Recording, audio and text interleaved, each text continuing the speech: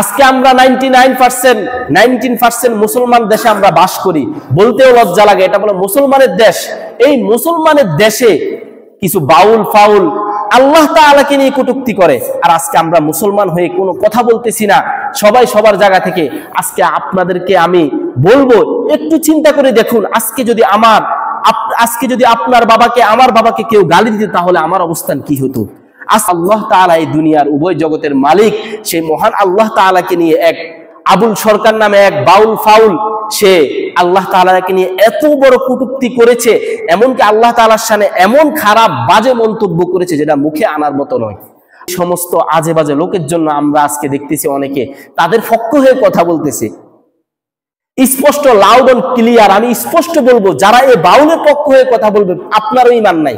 যে ব্যক্তি স্বয়ং আল্লাহ তাআলাকে নিয়ে কটূক্তি করলো, আপনি যদি তার পক্ষ হয়ে কথা বলেন, তাহলে আপনিও সেই ব্যক্তির মতো হয়ে গেলেন। বিভিন্ন বড় বড় রাজনৈতিক দলের বড় বড় নেতারা আজকে এই সমস্ত বাউলদের পক্ষ হয়ে কথা বলতেছে, যে যারা বাউলদেরকে কি করতেছে, আক্রমণ করতেছে, তাদেরকে দৃষ্টান্তমূলক শাস্তি দেওয়া দরকার। অথচ স্বয়ং আল্লাহ তাআলাকে যে কটূক্তি করেছে সেটা নিয়ে তাদের কোনো মাথা ব্যথা নেই। এখানে স্পষ্ট হয়ে যায় আজকে আমাদের ঈমান কোথায় গিয়েছে, আজকে আমাদের মধ্যে বিন্দু মাত্র ঈমান আছে কিনা।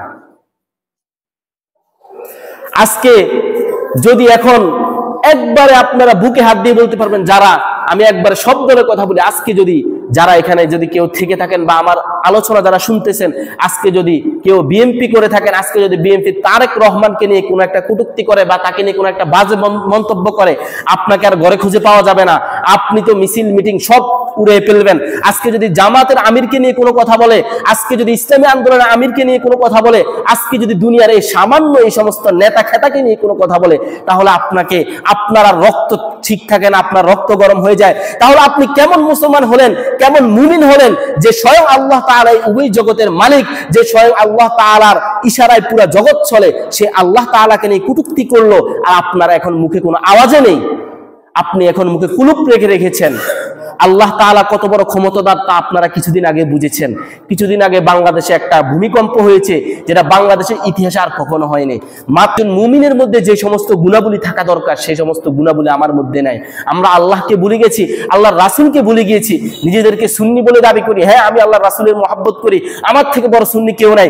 যখন আমার রাসূলকে নিয়ে কটূক্তি করে, আমার রাসূলকে নিয়ে গালি দেয়, এই আবুল সরকার সে রাসূলকে নিয়ে কটূক্তি করে, সে রাসূলকে নিয়ে গালি দিয়েছে, কই আমাদের তো কারো কোনো খবর নাই। বরঞ্চ বড় বড় রাজনৈতিক দল, কিছু নতুন রাজনৈতিক দলও এখন মাথা ছাড়া দিয়েছে, তারাও ওই সমস্ত বাউলদের পক্ষ হয়ে কথা বলতেছে।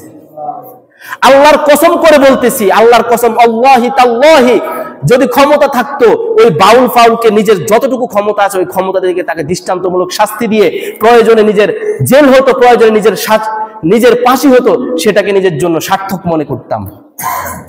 এই সমস্ত বাউল ফাউল আল্লাহ তাআলার বিরুদ্ধে কথা বলে, আর আজকে আমরা নিজেদেরকে মুসলমান 19% মুসলমান, আমরা কেউ কিছু বলতেছি না, আমরা সবাই চুপ। কিসের মুসলমান আপনারা? আপনার আল্লাহকে নিয়ে কথা বলে, আপনার রাসূলকে নিয়ে কথা বলে,